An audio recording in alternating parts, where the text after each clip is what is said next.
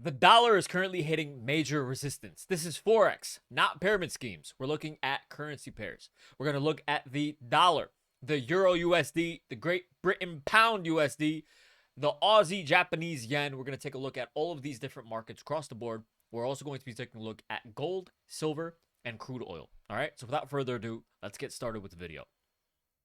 The dollar hit a major level of resistance. What did this mean for the overall market, right?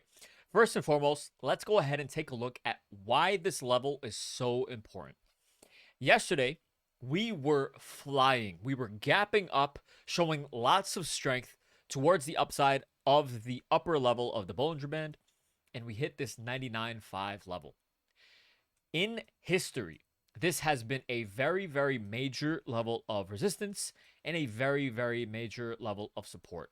Time and time again, this level has been a major inflection point in terms of direction of the market.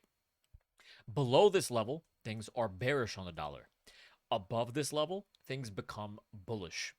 Yesterday, as the dollar was rallying, we started to really overshoot to the upside, meaning that the upside move was not going to be able to sustain itself.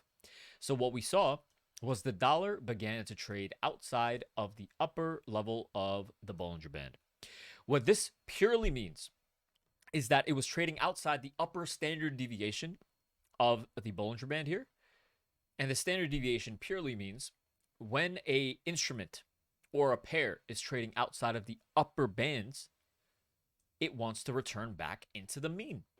So when something is trading outside of the upper level here, very plain and simply, it wants to reverse back to the downside. Okay, so as the dollar was very far overextended to the upside in terms of the Bollinger Band, we got a pullback. And not to mention, we were also hitting a very major level of resistance. Those are two major confluences of what we looked at to be bearish on the dollar. The Euro USD is at a major level of support. As we can see, the Euro USD was trading outside of the lower level of the Bollinger Band. When things are trading outside of the lower level of the bands, what tends to happen is price wants to return back inside. This is across the board on futures, on Forex pairs, gold, silver, indices, and also large stocks on the US stock market. When things are trading, especially outside of the lower level of the Bollinger Bands, things tend to want to bounce to the upside.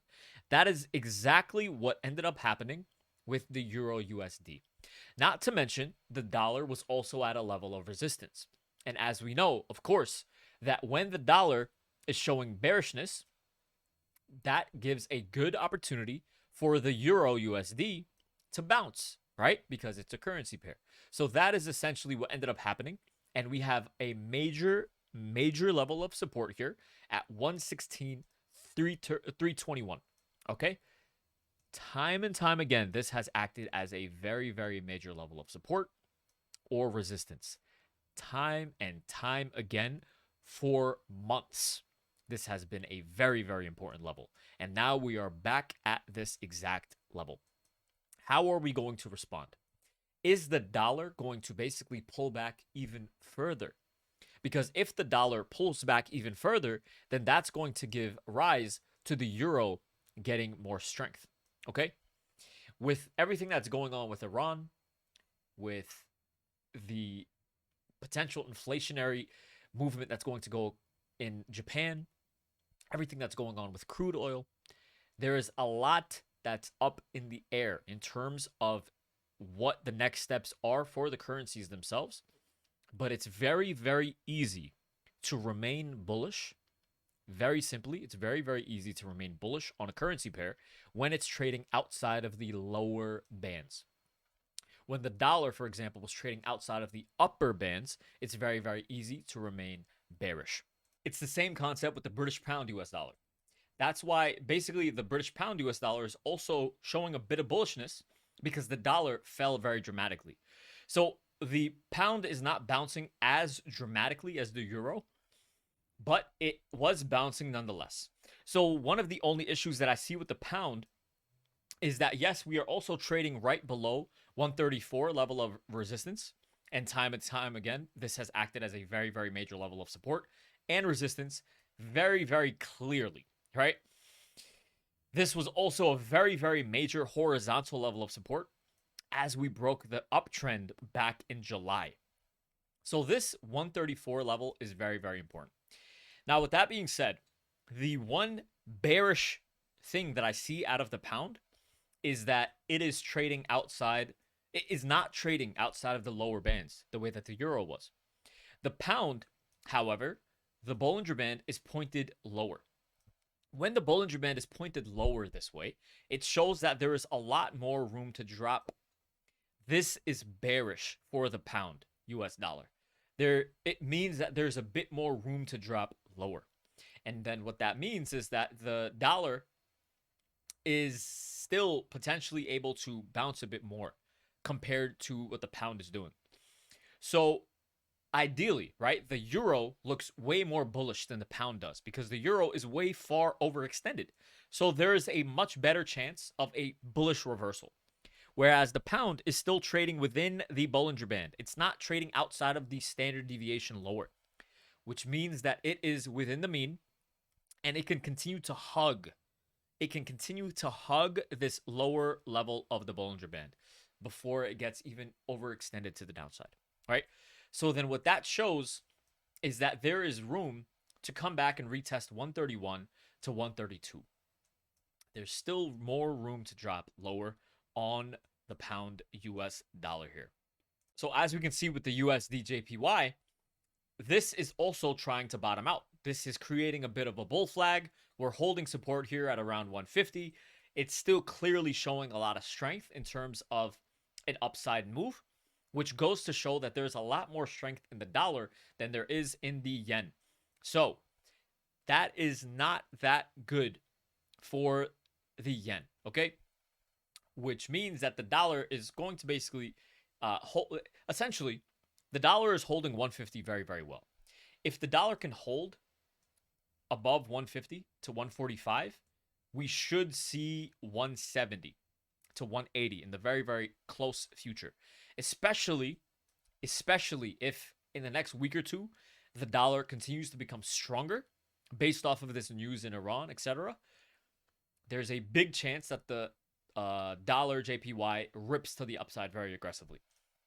Do I think that can really, really happen? There's a lot still yet to be seen in terms of what the overall mindset is with Iran. But in this, in the next part of the video, I'm going to go ahead and explain that. But for now, I want to next take a look at the Aussie dollar and US dollar. The Aussie dollar is really, really rallying. This is a really ugly sort of setup. This is not a high quality long setup, but this is also, it's a really tough setup to go short because overall, the Aussie dollar bounced from the lows, right? We are currently bouncing off of the lows. There should be a bit of a shallow pullback to around 68 to 69, 68.50 to 69. But from here, we should be bouncing. Up here, it's tough, in my opinion, to remain extremely bearish, right? Because the overall price action should be bullish. The Aussie dollar should be bullish, and we should be rallying a bit. This is a really just interesting spot. It's tough to really make a trade here.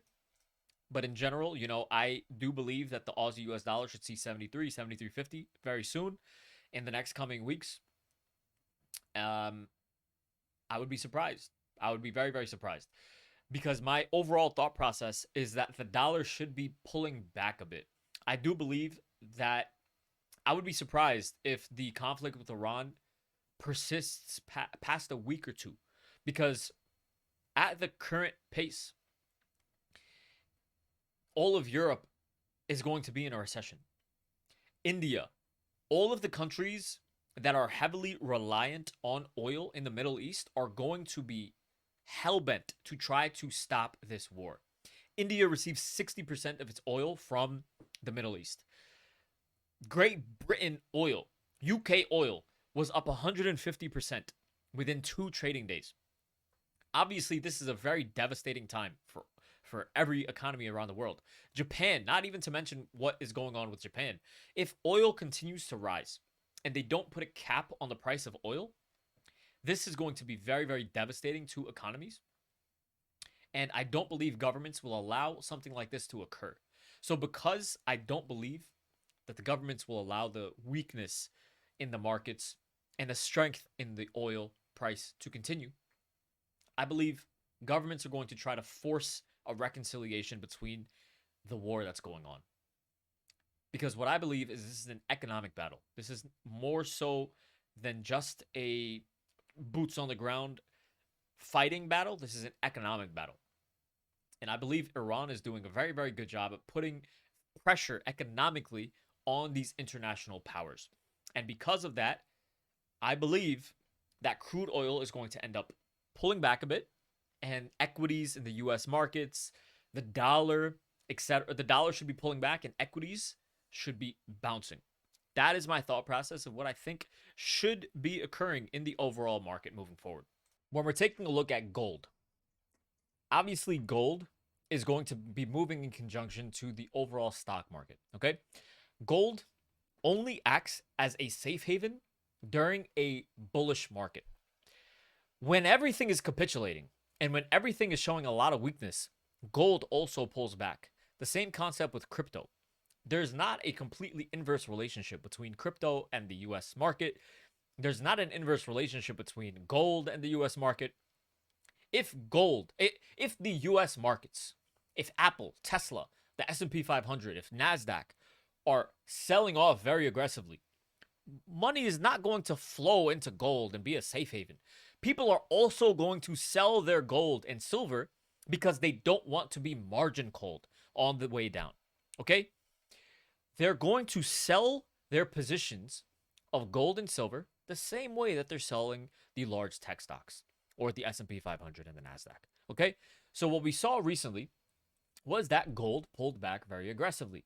Gold pulled back almost 5% in a day, similar to what the overall stock market was doing. And what just so happened to happen today, gold is up 1%, while the overall stock market is also up 1.5% to 2%. Okay? So they move in conjunction. Gold is still overall very, very bullish. Silver, of course, is also very, very bullish also. But specifically for gold, there's a lot of upside potential still remaining on gold. If gold can hold 5,000, this is a very, very important level for gold to remain holding, okay? 5,000 is a very, very important psychological level. It's a really solid level to continue holding. And if that holds, then this uptrend continues. As we can see, this uptrend will continue. And we should see above 5,700 in the coming months. If the overall stock market starts to bounce, gold is going to bounce as well, and silver is going to bounce. Everything is going to show a lot of strength, and we should see new all-time highs in gold. Silver recently capitulated very, very aggressively. What silver is doing right now is in line with a potential bullish move. Silver needs to hold 80 for a continued move to the upside. As we can see, $80 is a very, very historically important level. Time and time again, it's acted as either a level of resistance or a level of support. And we are back to this level of support here, okay? Silver is trying to bounce. Gold is also trying to bounce. With both of these currencies, essentially metals, at levels of support, with the overall stock market also at a level of support, it begs the question, what is going to end up happening with the dollar? What's going to end up happening with currency pairs? Is the dollar going to pull back as gold, silver, and equities start to bounce? Currently, it does look like that's what's happening, okay? And a really, really important thing that I really want to drive home is we have to take a look at the crypto market very, very quickly, okay? So what we saw with the crypto market is that the crypto market was showing a lot of consolidation while the overall stock market was showing a lot of weakness. So when the overall market was vomiting to the downside, we saw a lot of bearish headlines out of Iran and the Middle East. Bitcoin was still consolidating very, very well. Ethereum was still consolidating very, very well. And Solana was still consolidating very, very well. Yesterday on Twitter, I posted that it is a very good time to become very bullish on crypto, on Bitcoin. So today we are up 8% on Bitcoin overnight because of the clear-cut strength in support that we saw out of crypto. If we continue to see this strength out of crypto, the dollar is going to continue to show weakness. If the dollar is going to continue to show weakness, by default, it means that crypto is going to do well, gold, silver, and US equities are going to do well. I hope you guys enjoyed the video. If you guys want access to all of my trading view indicators, my day-to-day trades, my analysis, everything, all in one, click the link down below. You gain access to my Discord server with all of the trades, analysis, everything. I hope to see you guys there. If you guys enjoyed the video, please make sure to like, comment, subscribe, and I'll see you guys tomorrow. Have a great day.